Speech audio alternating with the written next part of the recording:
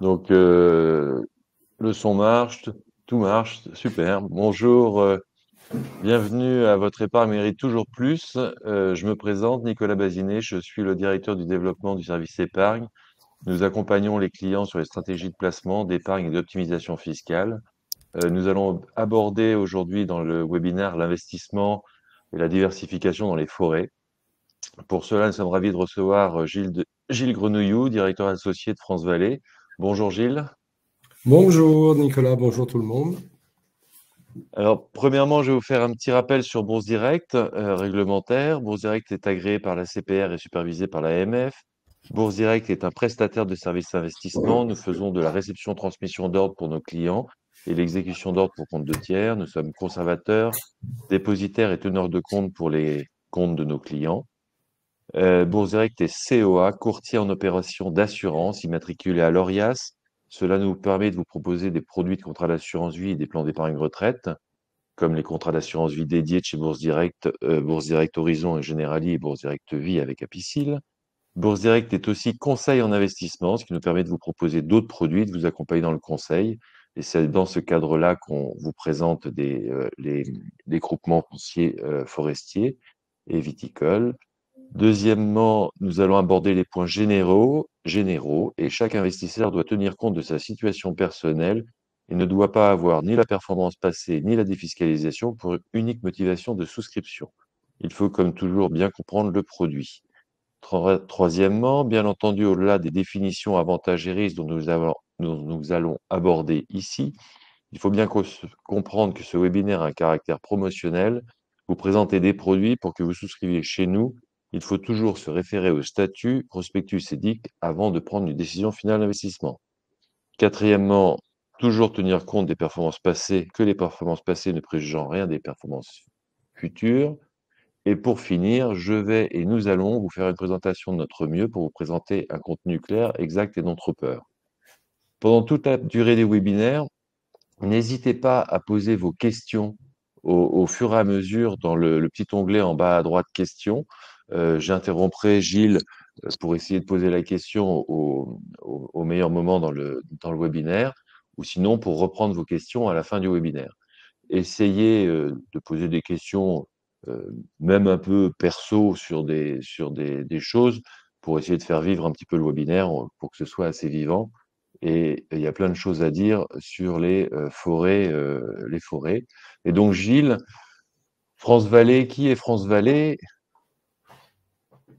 Alors, merci Nicolas. Effectivement, avec toutes ces mises en garde réglementaires qui sont importantes à communiquer, France Vallée est une société, puisqu'on est dans le réglementaire, France Vallée est une société de gestion agréée par l'AMF. C'est une société de gestion qui a eu son agrément en 2014. Aujourd'hui, nous gérons un peu plus de 4 milliards d'euros d'actifs sous gestion. On est un peu plus de 30. Ce qui va intéresser un peu plus tout le monde, c'est qu'on s'approche des 40 000 hectares de forêt gérés chez France Vallée. On a une activité également immobilière ou une activité viticole. J'aurai pas le temps d'en parler ce soir, mais également viticole en Champagne. Mais voilà, on est, pour que tout le monde se représente bien la dimension de France Vallée, en 10 ans, on est devenu le premier investisseur privé de forêt en France. On a pris une place maintenant significative également en Europe. On n'achète pas qu'en France, mais également en Europe.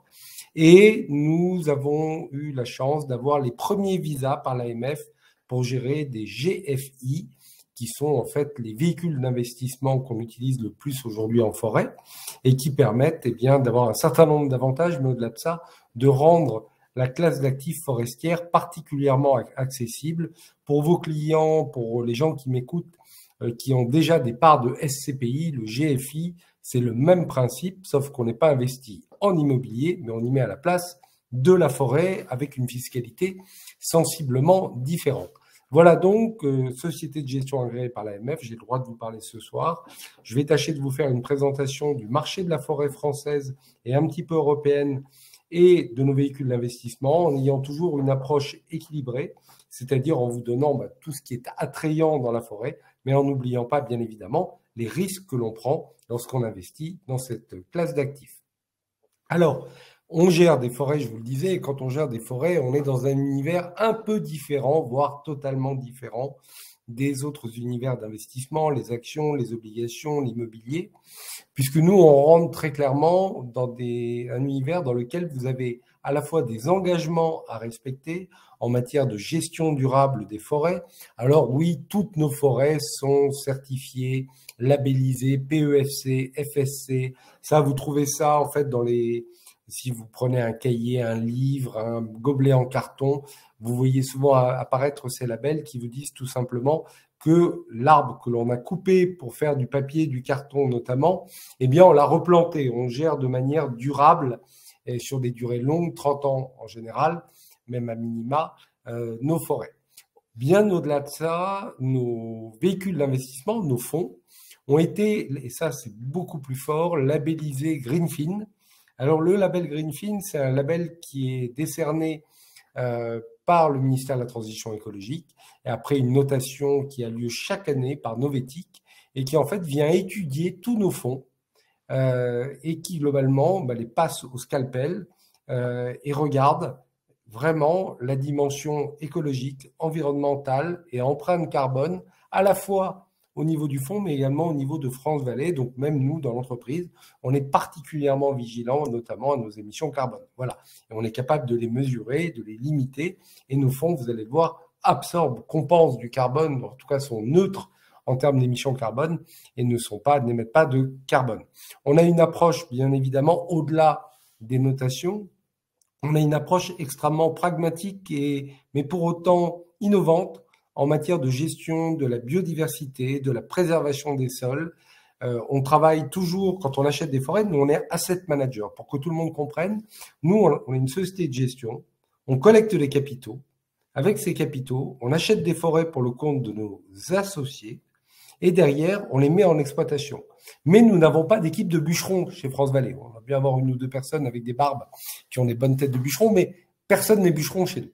En revanche, on donne nos ordres pour exploiter, entretenir surtout les forêts à des exploitants forestiers partout en France et en Europe. Donc on privilégie systématiquement les débouchés et les emplois locaux, la proximité qu'il y a. On pense que lorsqu'on détient une forêt dans la Nièvre, eh bien, on préfère que ce soit un exploitant forestier de la Nièvre qui l'exploite plutôt que d'envoyer des équipes qui feraient 300 km pour aller faire le marquage des arbres ou entretenir des chemins.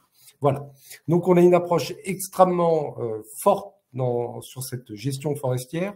Et avec dernier point, on a en tête 2 points. C'est le premier point, on en reparlera un peu plus loin, c'est de promouvoir la gestion irrégulière à couvert continu. Alors, cette phrase, ça veut dire quoi? Ça veut dire qu'on évite forcément les forêts monoessence avec les âges, les arbres ont tous le même âge et c'est le même arbre. Vous avez une forêt d'épicéas, vous n'avez que des épicéas, ils ont tous le même âge. Ça, on n'en veut pas. On est sur des forêts où on va avoir une variété d'essences et des dimensions différentes, des âges différents. Ça veut dire quand on va couper quelques arbres, eh bien, on évite les coupes rases, tout simplement, et on va prélever quelques arbres et en privilégiant les autres. Et vous allez le voir un peu plus loin, c'est ce qui permet également de se prémunir de manière très efficace contre le risque phytosanitaire, autrement dit les maladies. Et puis dernier point, là je vais peut-être décevoir beaucoup de gens, mais là, si vous investissez chez France Vallée, vous n'allez pas faire de la compensation carbone. C'est clair que non. Parce que la forêt, elle était déjà là. Quand on l'achète, nous, pour le compte de nos associés, de nos fonds, elle est déjà là. Donc, elle ne va pas émettre plus de carbone parce qu'on l'a acheté qu'avant. En revanche, en la gérant intelligemment, on peut augmenter le stockage et la séquestration carbone. Et surtout nos fonds, on va mesurer de manière très précise, et on fait ça avec une méthodologie de l'ADEME, si la séquestration carbone va augmenter ou pas. Et tous nos travaux doivent réellement nous amener à faire augmenter cette séquestration carbone et avoir les émissions les plus faibles possibles. Voilà, ce qu'il faut vraiment avoir en tête, c'est qu'au-delà de certains labels, d'outils qu'on est obligé d'avoir, on en a développé plein d'autres et qui nous permettent aujourd'hui, je crois, d'être performants et de penser non pas à la forêt d'aujourd'hui, mais d'imaginer déjà la forêt telle qu'elle sera dans 30 ans, dans 40 ans, dans 50 ans, car on va le voir, la forêt, elle fait face à un certain nombre d'enjeux, de risques. On va parler de réchauffement climatique, on va parler des principaux risques. Et bien, il faut que cette forêt, et elle a toujours évolué dans le passé, continue à évoluer. Alors, qu'est-ce qu'on peut penser du marché de la forêt? Le marché de la forêt est une classe d'actifs à part entière, hein, indiscutablement.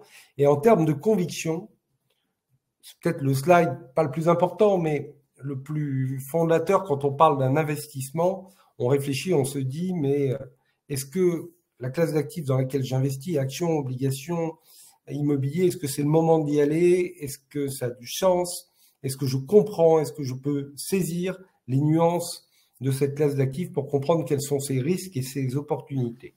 Là, je vais vous parler de convictions économiques, écologiques et sociétales. La classe d'actifs forestière est redevenue, de nos jours, une classe d'actifs stratégique. Alors, elle l'a été autrefois, rappelez-vous, non, on ne l'a pas connue, mais dans nos livres d'histoire, on avait besoin d'arbres pour construire des bateaux quand on faisait la guerre navale aux Anglais et aux Espagnols. Et là, les forêts de chênes étaient stratégiques en France parce qu'on avait besoin de construire des navires de guerre. Aujourd'hui, la forêt est redevenue, en France et en Europe d'ailleurs en général, une classe d'actifs absolument stratégique. Alors pour plein de raisons. Les premières, c'est des raisons économiques. Alors je l'ai mis dans la partie sociétale, mais j'ai souvent pour coutume de dire qu'en France, tout le monde pense à l'industrie automobile et ça emploie l'industrie automobile 370 000 personnes. C'est beaucoup. Eh bien, la forêt, la filière bois, c'est 440 000 emplois en France. Donc déjà, on comprend bien que notre forêt française, qui représente à peu près 31% du territoire national, et qui représente ces 18 millions d'hectares à peu près en France, eh bien, emploie 440 000 personnes. Et derrière, il y a des enjeux économiques extrêmement prégnants. Je pense notamment à la construction, parce que nous sommes dans un contexte global où la COP 21 a demandé la réduction de 30% de nos émissions de carbone sur tous les pays signataires de cet accord. Or, quand vous êtes un promoteur immobilier et que vous voulez émettre 30% de CO2 en moins, c'est extrêmement simple, basique. C'est que vous allez utiliser 30% de béton et d'acier en moins et vous allez le remplacer par du bois. Bon, accessoirement, d'ailleurs, le bois va brûler moins vite que le béton va exploser ou que l'acier ne va fondre. Et surtout, eh bien, les arbres qui ont fourni ce bois auront capté du carbone. C'est pendant la jeunesse, quand l'arbre croît le plus, qu'on capte le plus de carbone. Et derrière, eh bien, quand on fait des meubles, quand on fait des poutres, des charpentes, qu'on utilise bien évidemment ce bois, on va stocker le carbone. On ne va pas réémettre de carbone, ce qui est fondamental. Donc on le voit bien aujourd'hui, même si la construction d'ailleurs ralentit aujourd'hui, on le voit bien, l'immobilier traverse d'entreprises, d'habitations, vous le lisez tous les jours dans les médias économiques et financiers, connaît des soubresauts assez marqués, eh bien la demande de bois pour la construction diminue, mais comme vous allez le voir, on n'a pas assez d'offres de bois, les prix restent très soutenus et on a besoin de plus en plus de bois. Car il y a encore 10 ans, les constructions se faisaient en béton, en acier. Aujourd'hui, l'accélération est forte, même si on ralentit les mises en chantier. Eh bien, en revanche, la cote par bois dans la construction augmente tellement que la demande reste permanente. Vous avez le bois énergie. Le bois énergie, aujourd'hui, 6 millions de foyers se chauffent, alors peu à Paris, mais beaucoup en province et à la campagne, au bois énergie. Alors là, bien évidemment, on va brûler du bois, des pellets, des granules. On va réémettre du carbone, mais au préalable, on a absorber du carbone avec ces arbres qui sont bien évidemment, on n'utilise pas les mêmes arbres pour faire du pellet ou des granules que pour faire une charpente. La charpente, on va utiliser des résineux de très grande qualité ou du chêne. Les pellets et les granulés, on va utiliser des arbustes ou des arbres de moindre qualité ou surtout les déchets d'ailleurs.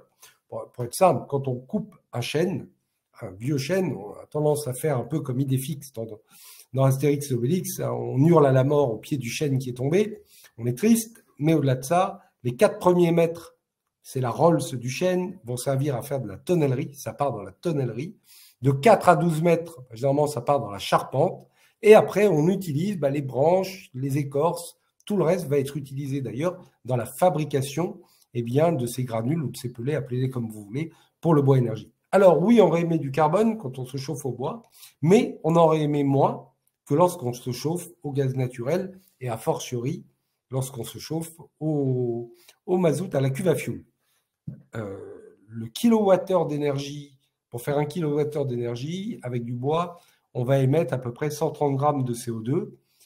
Lorsqu'on va utiliser du gaz naturel, là, on va être à 250 grammes de CO2 et 400 à 500 grammes de CO2 lorsqu'on est sur la cuve à fioul. Donc, on y voit réellement un avantage assez important. Pourquoi ma présentation a disparu? Là, voilà, pardon, excusez-moi. Voilà. Après, vous avez plein d'autres applications qui arrivent.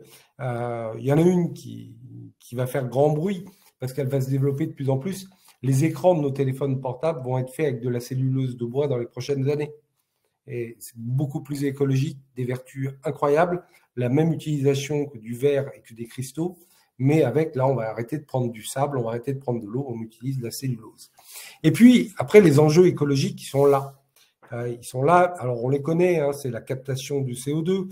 La forêt française capte 20% de nos émissions de CO2, c'est la biodiversité animale qui est fondamentale, ainsi que la biodiversité végétale, la filtration de l'eau, le maintien des sols, l'enrichissement des sols, et surtout, la forêt, c'est elle qui tempère le climat. La forêt, aujourd'hui, c'est notre meilleur outil avec les océans, mais bien pour limiter le réchauffement climatique.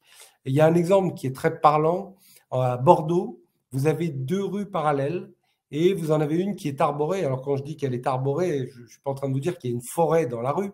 Il y a des arbres tous les 30-40 mètres et l'autre ne l'est pas du tout. Eh bien, l'été, vous avez 6 degrés d'écart entre les 2 rues.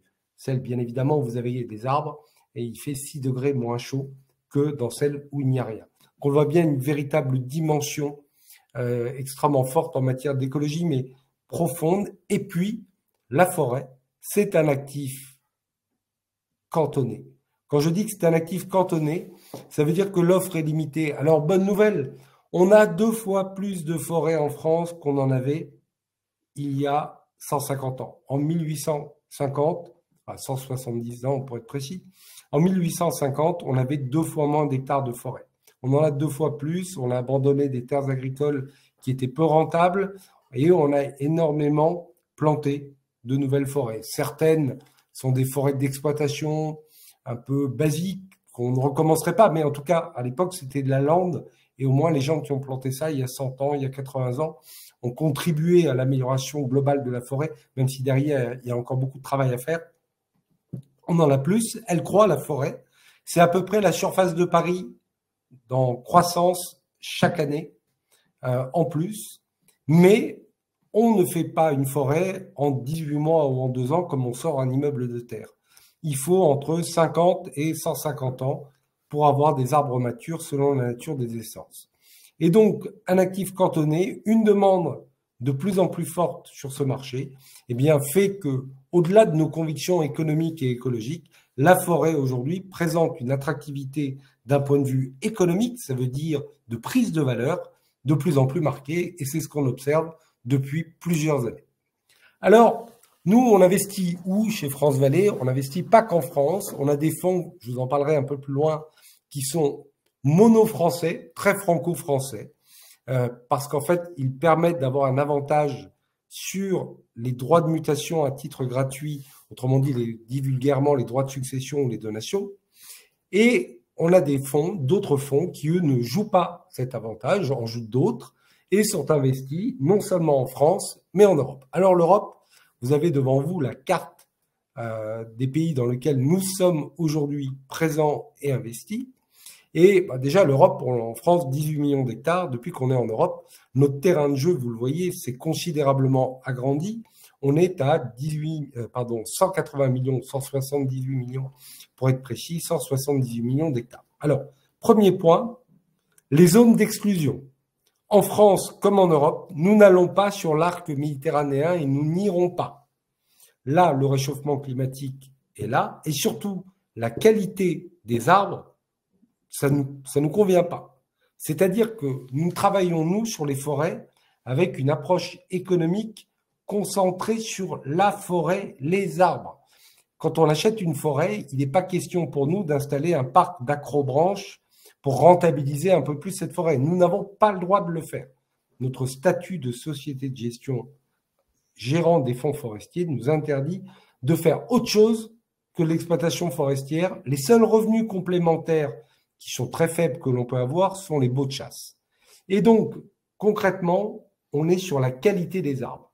Et quand je vous dis ça, c'est qu'un hectare de forêt, globalement, quand on le comptabilise, quand on veut effectuer sa valorisation, c'est 20-25% du prix, c'est le sol, le foncier. Le reste, c'est les arbres sur pied. Autrement dit, la qualité des arbres. Alors, on imagine bien qu'il y a un écart qui peut être important, voire très, très important, entre une forêt de chênes centenaires et une forêt avec des jeunes épicéas. Pas du tout la même valeur. Ça va du presque 1 pour 10, c'est indiscutable. Un jeune arbre n'a pas du tout la même valeur qu'un vieil arbre parce que la densité de bois n'est pas la même et c'est compréhensible. Alors vous le voyez, on n'a pas quitté, on reste sur le marché français, on est le premier acteur aujourd'hui. Devant même l'année dernière, on était devant l'État en matière d'acquisition de forêts en France et on est présent dans différents pays. L'intérêt d'être présent sur différents pays, c'est déjà de renforcer la diversification. L'idée, c'est d'avoir plus d'essence, d'avoir plus d'emplacements, des climats différents. Alors en France, on a déjà beaucoup de climats. On a 4 climats en France. Un climat méditerranéen, continental, montagnard et océanique. Mais c'est d'aller sur des climats parfois plus marqués. Quand on va en Finlande, on est clairement sur un climat plus continental. Et d'avoir des essences différentes et des débouchés différents. En France, on aime les chênes, on aime les Douglas, on aime un certain nombre d'arbres dans l'usage du bois, le bouleau, on a de jolis bouleaux en France, mais le bouleau ne trouve pas beaucoup de débouchés. Quand vous allez dans les pays baltes, le bouleau, c'est un vrai business, sans mauvais jeu de mots. Le bouleau, c'est un arbre sur lequel il y a de forts débouchés parce que là-bas, il y a des grandes forêts de bouleau et il y a vraiment un débouché pour ces essences. Voilà. L'idée, c'est vraiment d'aller chercher des comportements différents. Certains pays ont le prix de la forêt qui augmente plus vite, d'autres plus lentement. Ça va dépendre des aspects de la demande de forêt dans certains pays qui peut être plus importante que d'autres, des niveaux de prix auxquels nous achetons. Aujourd'hui, on achète dans le centre de la Roumanie, on ne va pas dans l'est, près de la Moldavie pour plein de raisons, mais dans le centre, on est très sécurisé. On achète des forêts de chênes aujourd'hui à 10 000 € l'hectare avec un cubage de chênes très, très important à l'hectare, supérieur à ce qu'on trouve en France. La même forêt en France, on la paierait 25-30 000 € l'hectare. Voilà, on va y chercher différents emplacements, différents niveaux de prix. Le but étant d'apporter à nos clients une diversification la plus importante et par là même une sécurisation des investissements. Alors, quand on achète des forêts, on a des critères. C'est comme lorsque vous gérez un fonds action, un fonds obligataire, vous avez des critères de secteur d'activité, de taille d'entreprise, de santé financière de l'entreprise dans laquelle vous allez investir. Nous, c'est pareil, on a 8 critères principaux.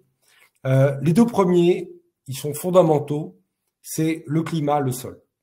Le climat, on ne va pas, je vous le disais, dans des zones où il fait trop chaud, trop sec, parce que déjà, on voit bien, s'il n'y a pas assez d'eau, pas assez de froid, il fait trop chaud, les arbres vont être touchés, vont être fragilisés, et notamment vont être sensibles aux maladies.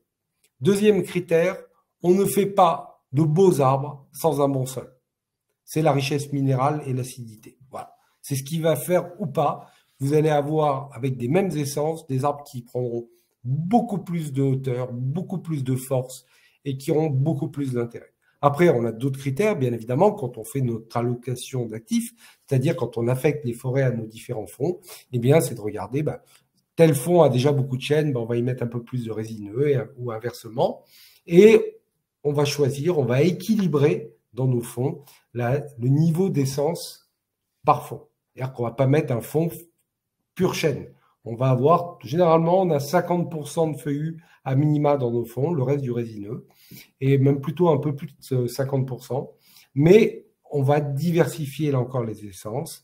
Et derrière, c'est la volumétrie, la qualité des arbres qu'on va acheter, la maturité. Dans un fonds, on va mettre des forêts matures, on va y mettre des forêts que je qualifierais d'âge moyen, et puis des forêts plus adolescentes, voilà, plus jeunes. Donc on va avoir une partie où on peut parfois couper du bois, ce qu'on appelle le gros bois.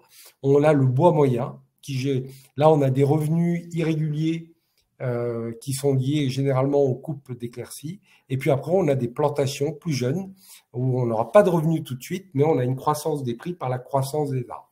Parce que la magie de la forêt, vous allez voir, la forêt a quand même quelques défauts, mais une des magies de la forêt, c'est qu'on touche un rendement quand on coupe des arbres. Le prix peut évoluer à la hausse comme à la baisse, c'est l'évolution du marché. Mais quand on ne coupe pas, eh ben les arbres grossissent, ils grandissent. Et là, on prend une valorisation des arbres de l'ordre de 3 à 5% selon les essences. Et je vais dire, sans rien faire. On entretient bien évidemment les forêts, on y fait très attention, on surveille nos forêts. Mais il y a une croissance naturelle, même quand vous ne coupez pas un arbre pour prendre du rendement, vendre du bois, ben, vous avez de la croissance mécanique de 3 à 5% en fonction des années et des essences. J'ai une question, Gilles, sur la qualité et la santé des arbres au vu du changement climatique aujourd'hui et des multiples parasites qu'on a. Est-ce qu'il y a une évolution du nombre d'arbres malades et une idée de pourcentage de ces risques? Alors, il n'y a pas de pourcentage de risque. Enfin, on va parler des risques après. Je vais vous parler d'incendies, de tempêtes et on parlera également de risques phytosanitaires. Mais puisqu'on est dans le phytosanitaire, allez, je vous donne le risque phytosanitaire. Je passerai dessus un peu plus loin. Tout arbre a sa maladie. Première règle. Deuxième règle, le réchauffement climatique favorise la prolifération des insectes et des parasites qui peuvent atteindre les arbres. C'est clair. L'idée la plus connue, c'est la scolite qui a touché les épicéas en France. Nous, on doit avoir 50 hectares. Sur près de 40 000 hectares, on a 50 hectares d'épicéas. C'est rien. Mais les épicéas en Europe ont été très malades à cause de la scolite. La scolite, c'est quoi? C'est un insecte qui mange les épicéas, ni plus ni moins. Et si vous avez des forêts d'épicéas dans une zone où il ne fait pas assez froid l'hiver, le gel ne tue pas les larves et donc les scolites prolifèrent. Voilà, c'est simple. Alors, pour lutter contre ça, il y a, je vous le disais tout à l'heure, faut pas imaginer, enfin, il faut avoir deux choses en tête. La première, c'est que rien n'est irrémédiable, mais qu'il faut agir. Quand je dis rien n'est irrémédiable, c'est que de tout temps, la forêt française et européenne, elle a évolué. Il faut se rappeler qu'au Xe siècle, il faisait plus chaud qu'aujourd'hui. Au Xe siècle, le Groenland, il s'appelle le Groenland parce que ça s'appelait le Greenland. Il n'y avait pas de banquise. Et il faisait plus chaud, on faisait 2 récoltes de champagne par an au Xe siècle. Ce n'est pas le cas aujourd'hui. Mais les forêts ont évolué. Aujourd'hui, ce qui est fondamental, c'est la rapidité de ce réchauffement climatique. Et non pas sur un réchauffement naturel, mais un réchauffement lié en grande partie à l'activité humaine. Mais la forêt, elle a toujours évolué, elle a changé.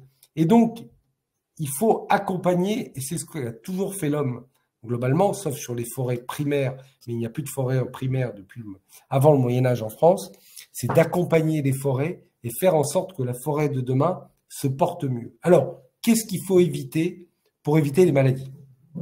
Il faut éviter la monoculture, c'est-à-dire de faire des champs, entre guillemets, avec la même essence d'arbre.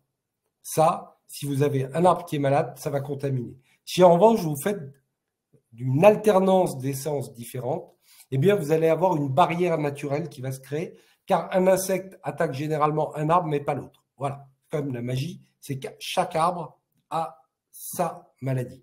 Et donc, le fait d'alterner les essences est une façon de lutter. Deux, c'est à l'acquisition chez nous, eh bien, d'être capable de repérer les endroits où il fait trop chaud, trop sec, où il y a déjà eu des coups de maladie, et il y a des essences, je ne dis pas qu'on n'en veut plus, mais on va les remplacer petit à petit par d'autres. En France, vous avez 3-4 espèces d'essences de chêne. Eh bien, l'essence de chêne dans le sud de la France, on a tendance à la faire migrer vers le nord de la France parce qu'elle résiste beaucoup mieux au réchauffement climatique.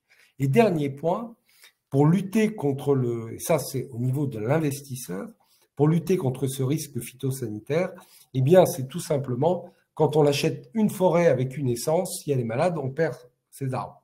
Quand on investit dans un fonds Je prends notre plus gros fonds français qui fait 350 millions d'euros de capitalisation, il y a 90 forêts dedans, il y a 30 essences différentes. Ben vous venez diversifier, mutualiser votre risque, c'est-à-dire si je vous annonce que le fonds fait 15 000 hectares et que si j'ai 10 hectares malades, bon, ben voilà, on a diversifié suffisamment pour protéger. Mais il n'y a pas d'assurance contre le risque phytosanitaire, il faut le savoir. Donc c'est vraiment un travail de tous les jours dans les exploitations forestières de manière à lutter, à faire évoluer, à accompagner la forêt, la faire évoluer de manière à avoir une forêt qui soit davantage capable de résister à ce réchauffement climatique. C'est-à-dire qu'on ne peut pas attendre que le réchauffement climatique s'arrête. C'est pas vrai. Il sera trop tard. Nous, on travaille nos forêts avec une vision dans 50 ans, avec tous les événements, tout ce que ça peut comporter comme conséquence. Alors, quand on parle de forêt, on parle également de performance. Alors, il n'y a pas de garantie en capital sur nos fonds, mais tout ce que je peux vous dire, c'est que là, on a l'évolution des prix des hectares en France, de l'hectare de forêt en France depuis 25 ans, pour être précis. On voit bien que le prix a plus que doublé de l'hectare en France. Il continue à progresser. En Europe, selon les pays, on a des progressions qui sont plus lentes. La Finlande, c'est des progressions plus calmes. C'est normal, les arbres sont de très belle qualité, mais il fait très froid et les arbres poussent lentement. Donc, il faut attendre très longtemps, donc les prix augmentent moins vite. Et puis, il y avait des restrictions d'acquisition qui vont sauter, qui font d'ailleurs que la Finlande va connaître une augmentation des prix plus marquée.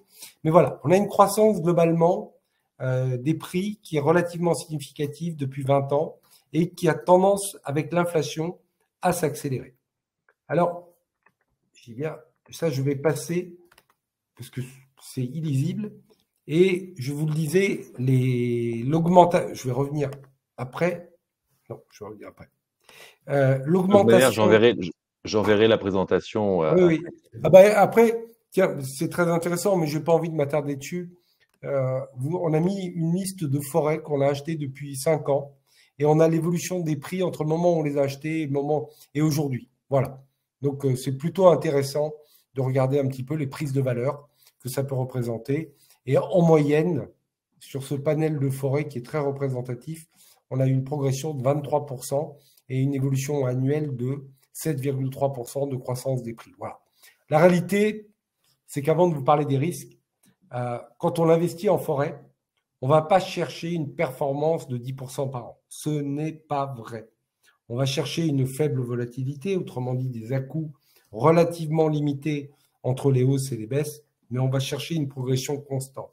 Si je dois vous donner une promesse de recherche de performance, nous, ce qu'on explique, c'est que c'est fait la forêt pour gagner 2,5% par an de prise de valeur et de rendement cumulé. Voilà.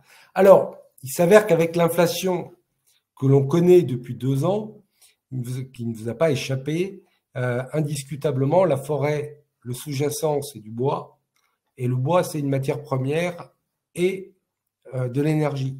Or, ce qui tire l'inflation vers le haut, c'est les matières premières et l'énergie.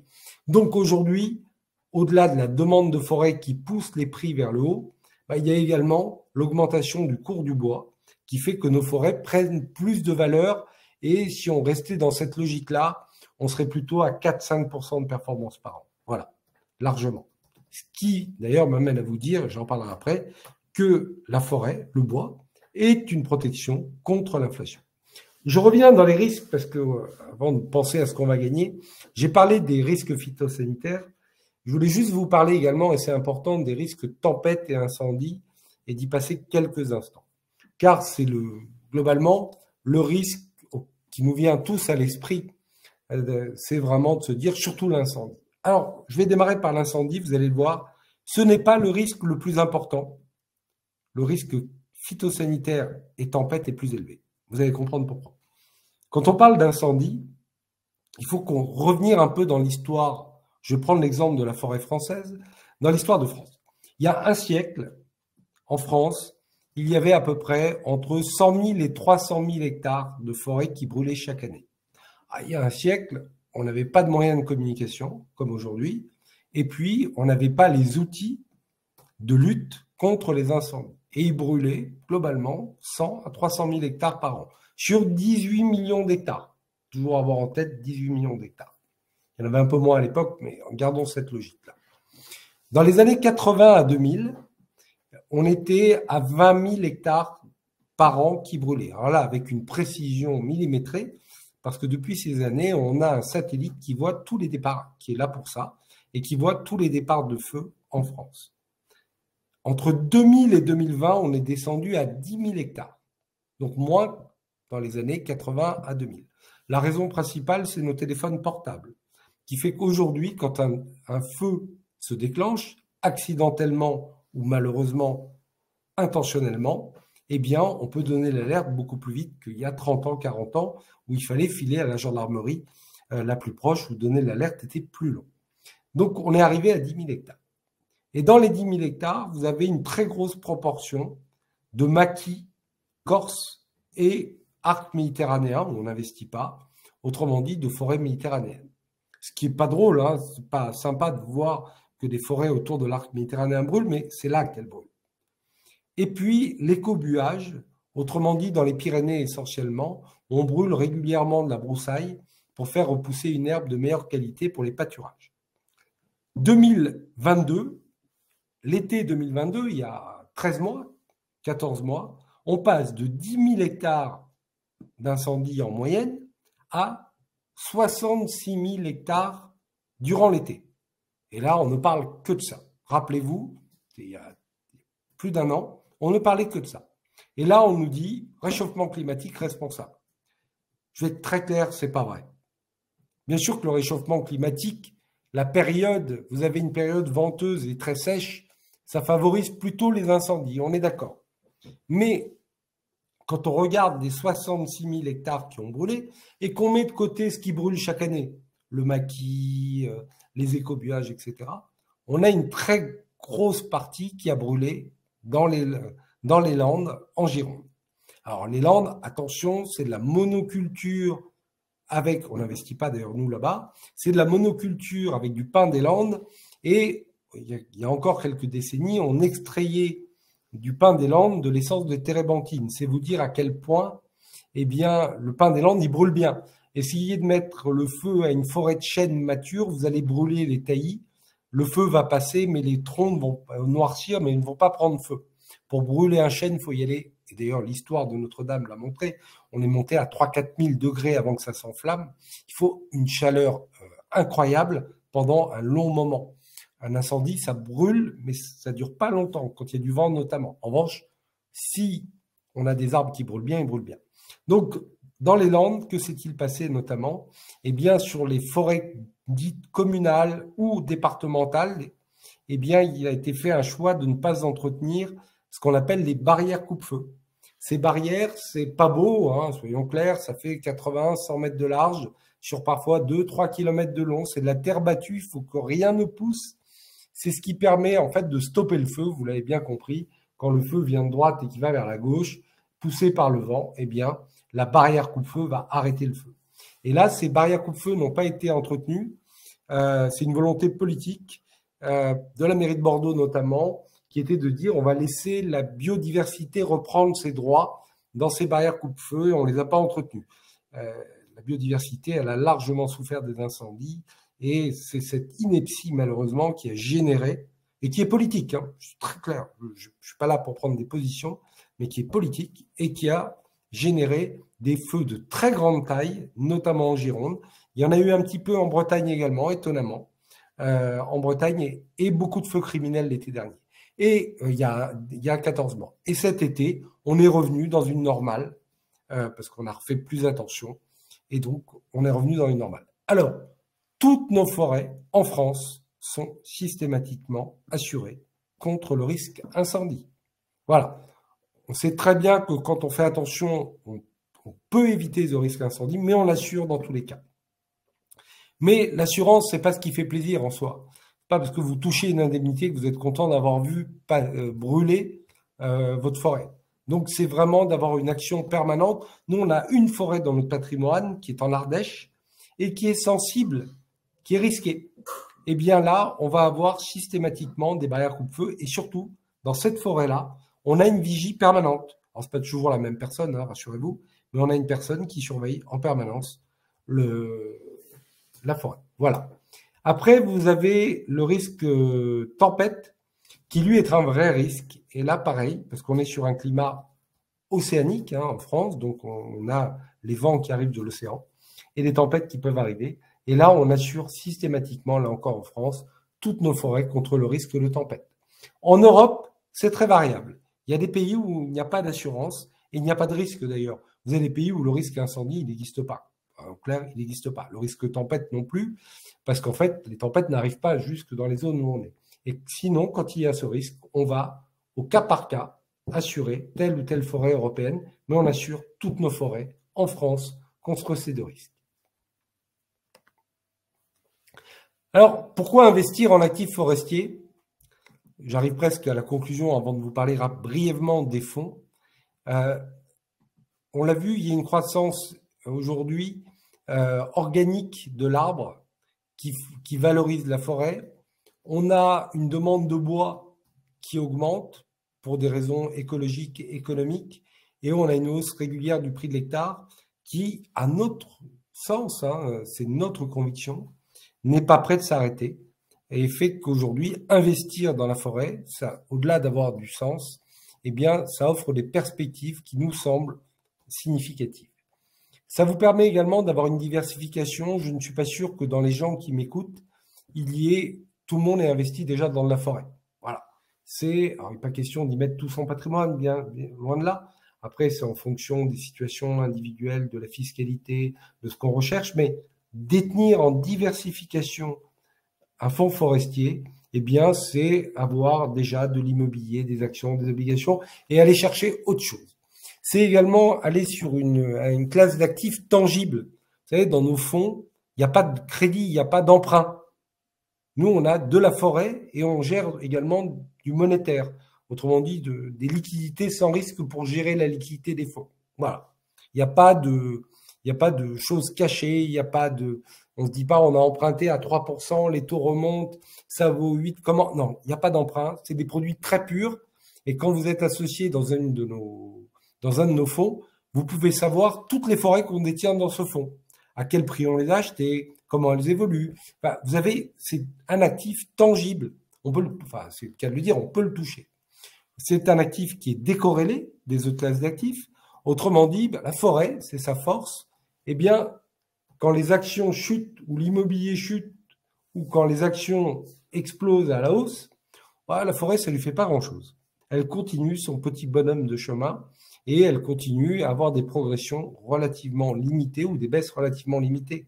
Et quand on voit l'historique, c'est des hausses, mais il n'y a pas d'à-coup de volatilité comme vous avez sur d'autres marchés. En revanche, c'est une protection contre l'inflation. Ça, c'est indiscutable. C'est-à-dire, quand il y a de l'inflation, le prix de la forêt augmente, mécaniquement, à cause du bois, le bois énergie et le bois matière première. C'est un actif responsable. On est très fiers, nous, de dire que tous nos fonds sont ce qu'on appelle article 9. Ça parle à Nicolas, peut-être moins aux gens qui m'écoutent. C'est l'article le plus exigeant en matière de notation d'un fonds. Vous avez 6, 8, 9. Alors souvent, moi, je me dis, où est passé le 7 d'ailleurs? Mais il y a 6, 8, 9. Le 6, c'est des fonds qui sont pas très respectueux de l'environnement. Le 8, c'est mieux. Et le 9, c'est ce qui fait de mieux. Voilà. Et puis, vous avez ce qu'on appelle des optimisations fiscales. Vous avez, selon le fonds que vous allez choisir, des avantages fiscaux. Alors, vous voyez, sur les 4 fonds qu'on distribue actuellement, vous avez, je ne vais pas rentrer dans le détail, c'est pas le but, et les équipes de Nicolas sont là pour vous répondre, mais vous avez un fonds qui vous permet d'avoir un abattement sur les droits de succession. C'est quand même 75% d'abattement sur les droits de succession. Quand on sait que les droits de succession, ça arrive vite à 30, 40, et quand on n'a pas d'héritier en ligne directe, des neveux, des nièces ou quelqu'un qui n'est pas de sa famille, on monte à 60%. Donc, un abattement de ces droits de 75% propres à la forêt, c'est un avantage extrêmement fort. Vous avez des fonds qui permettent également d'avoir la réduction d'impôt, qu'on appelle la réduction d'impôt IRPME, qui est de 25%. Autrement dit, je mets 10 000 euros sur un fonds. Eh bien, si je paye des impôts, bien évidemment, j'aurai 2 500 euros de 25% de 10 000. Je peux réduire de 2 500 euros mes impôts, ça monte jusqu'à 10 000 dans le plafond des niches fiscales. Donc, si je mets 40 000 et que je paye plus de 10 000 ou au moins 10 000 euros d'impôts par an, ben je peux gommer mes impôts en mettant 40 000 euros. Ça me génère 10 000 euros de réduction d'impôts. Il y a des contraintes de détention à ce moment-là qui vont intervenir. Il faudra détenir le fonds entre 5 et 7 ans, mais c'est un impact fort. Et puis après, vous avez un fonds qui là concerne essentiellement des institutionnels ou des gens qui revendent leur entreprise. C'est ce qu'on appelle le remploi de cession. Mais voilà. Mais globalement, vous pourrez trouver chez Bourse Direct les fonds qui permettront, mais là, la fiscalité, oui, elle est bien, c'est sûr que si je vous dis, vous avez un fonds, en plus, certains cumulent les avantages. Certains, ils sont tous en exo-IFI, en plus. J'ai ma réduction d'impôt, j'ai l'abattement successoral. Très bien, très bien. Mais l'important, c'est ce que je vous ai dit avant. L'important, c'est la diversification, c'est de jouer la classe d'actifs. L'avantage, on n'achète pas, on ne souscrit pas à un produit pour ses avantages fiscaux. On doit d'abord, et c'est ce que j'espère avoir fait pendant mon intervention, c'est de croire en la classe d'actifs, de penser qu'elle a du sens, qu'elle est intelligente, qu'elle peut se développer, évoluer, d'en mesurer les atouts, mais également les risques. Et après, la fiscalité, ben oui, si j'ai 25% de performance immédiate par une réduction d'impôt, je suis très content. Mais je ne vais pas souscrire n'importe quel fonds pour avoir ces 25%. C'est pour ça que je vous les cite et puis je m'arrête là. Et je vous parle juste en conclusion c'est important, de liquidité, qui est de vous dire que la liquidité, comment on la gère? La liquidité, on la gère en 48 heures. C'est-à-dire quelqu'un qui veut souscrire chez nous, qui veut racheter, vendre ses parts, on gère ça en 48 heures. Alors attention, quand on a pris la réduction d'impôt de 25%, il faut détenir les parts pendant une durée donnée. En revanche, pour la transmission, il n'y a pas de durée. Je peux souscrire aujourd'hui, mourir demain, mes héritiers auront l'abattement successoral et ils pourront revendre leurs parts. Comment j'ai cette liquidité? Parce que toutes les nouvelles souscriptions servent en priorité à rembourser ceux qui veulent sortir.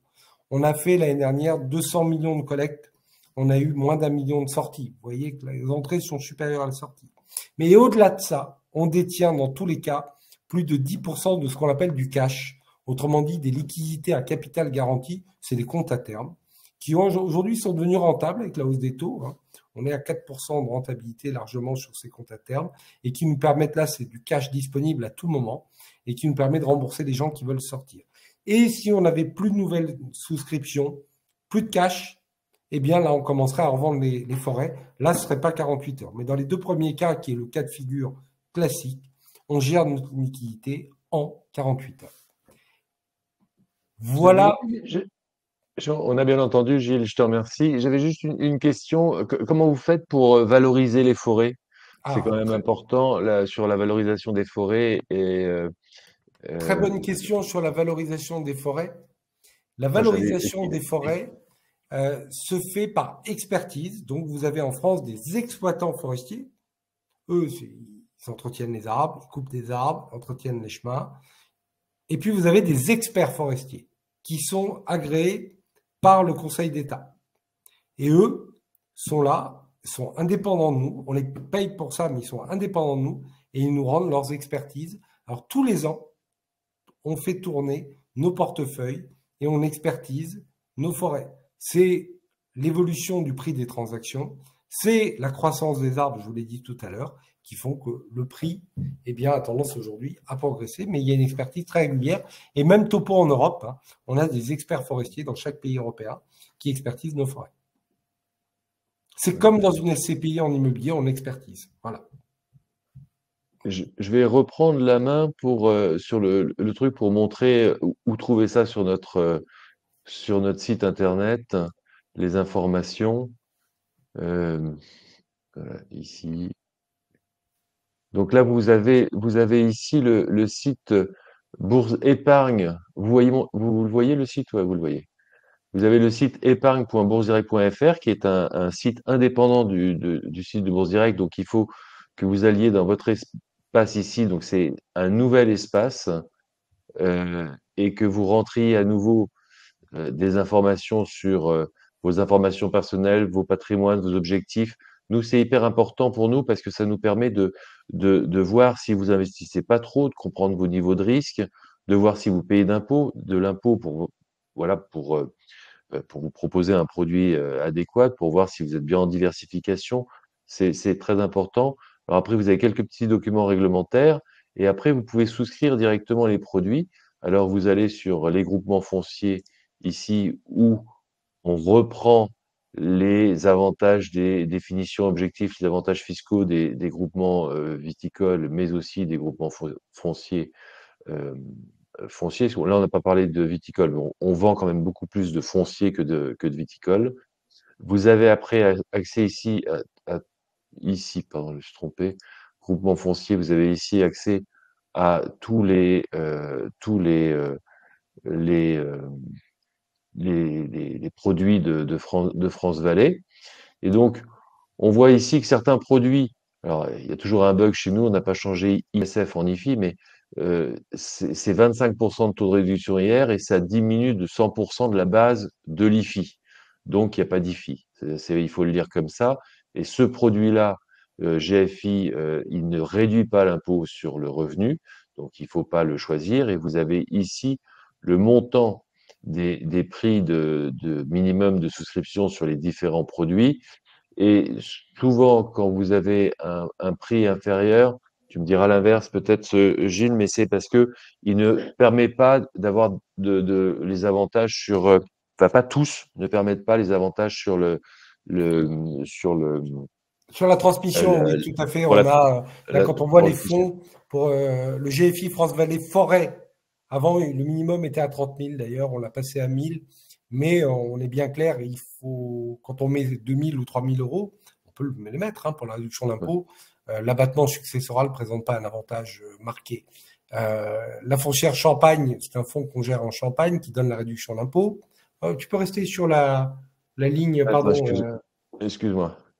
La foncière Champagne donne droit à la réduction d'impôt, pas d'avantage successoral. Le GFV, alors le GFV, je suis désolé, il va falloir le retirer, il est fermé le 3 Ah, depuis aujourd'hui. Et la SA France Vallée Revenu Europe, c'est un fonds forestier européen qui donne droit à la réduction d'impôt. Et le GFI Patrimoine, lui, c'est notre plus gros fonds qui donne droit à l'abattement successoral. C'est le seul à avoir un ticket d'entrée à plus de 30 000 euros. Les autres sont des 1000 euros. Et voilà. Donc, je regardais toutes mais les c'est aussi. questions qui avaient été posées. Il y avait notamment la forêt est bien un investissement de très très long terme. Nous, on recommande, comme l'immobilier, on recommande une durée de placement de 10 ans. Voilà un petit peu ce Mais qu'on va donner. alors sur le site internet, vous avez donc on reprend toutes les caractéristiques du produit, les plaquettes, le DIC et toutes les informations. On met les rapports de gestion, on reprend le niveau de risque. Et ici, j'ai mis une phrase ici où on vous réexplique à chaque fois ce que ce produit-là, c'est pour la réduction d'IR à 25%, l'exonération d'IFI et la transmission à un horizon supérieur à 2 ans. Euh, on reprend toutes les stratégies d'investissement qu'on a vues et vous pouvez souscrire en ligne. Et donc, en souscrivant en ligne, vous mettez votre nom, votre prénom, euh, la quantité que vous souhaitez prélever, le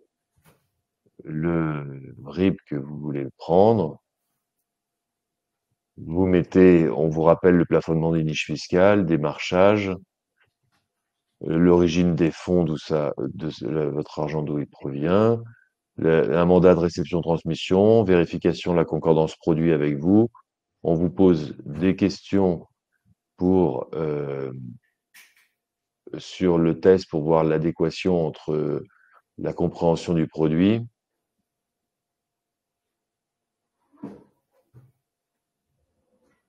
Je finis.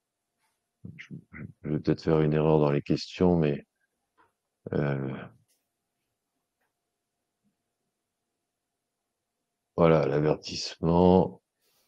Et après, quand vous confirmez, vous avez votre bulletin de souscription qui est automatiquement édité et vous le signez, vous le vérifiez ici pour le visualiser et vous le signez ici. Nous, on le reçoit en numérique et derrière, on le reçoit en numérique et comme ça, vous avez souscrit. Là, je viens de souscrire 1000 euros du produit France Vallée Forêt Neuf. Merci Nicolas. Est-ce que vous avez d'autres questions en plus, en moins? Comment peut-on vous aider? Donc la différence des fonds, vous l'avez. Le Quel taux d'intérêt à l'année? En termes de rendement de performance, Gilles nous a dit du 2,5, ce qu'il faut espérer en termes Alors, rendement. vous avez 2,5, c'est l'objectif. La réalité, c'est qu'on fera sans doute mieux ce que je disais avec l'inflation, à cause de l'inflation.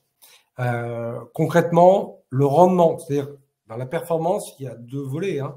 Il y a l'augmentation du prix de ma part et ce qu'on me verse en dividende, en revenus.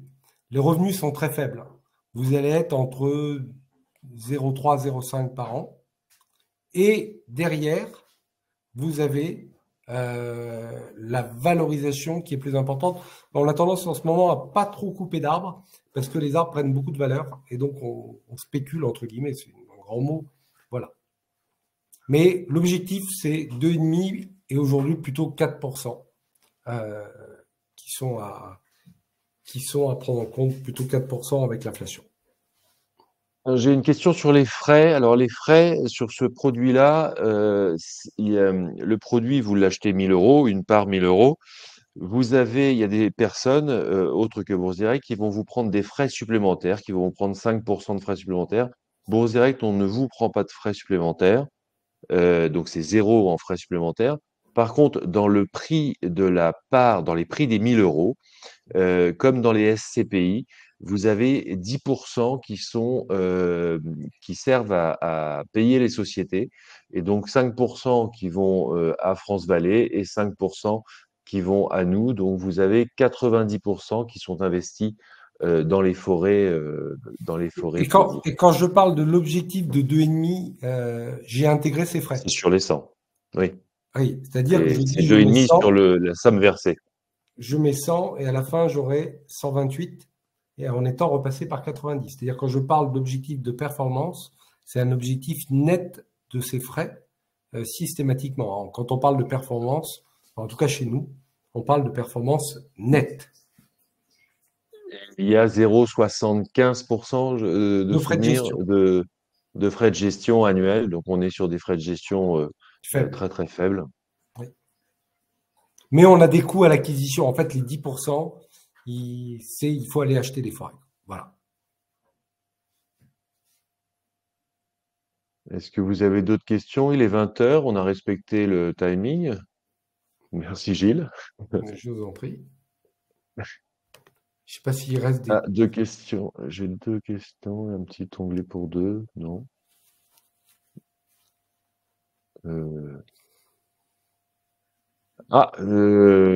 Serait intéressant sur l'eau, une thématique de l'eau. Écoutez, je vais essayer de faire intervenir Pictet Water en premier trimestre 2024 sur l'eau. Et j'aime beaucoup cette thématique-là. Mais au travers d'un fonds, je connais pas de fonds qui investissent sur l'eau pour faire des poissonneries. Enfin, pas pour faire des poissonneries, mais pour faire de la pêche. Je connais pas. Bon, bah, écoutez, on vous remercie beaucoup. Merci Gilles pour ta présence. Merci à vous tous et on vous souhaite une bonne soirée et un bon dîner. Merci pour votre écoute. À bientôt. Au revoir. Merci, au revoir.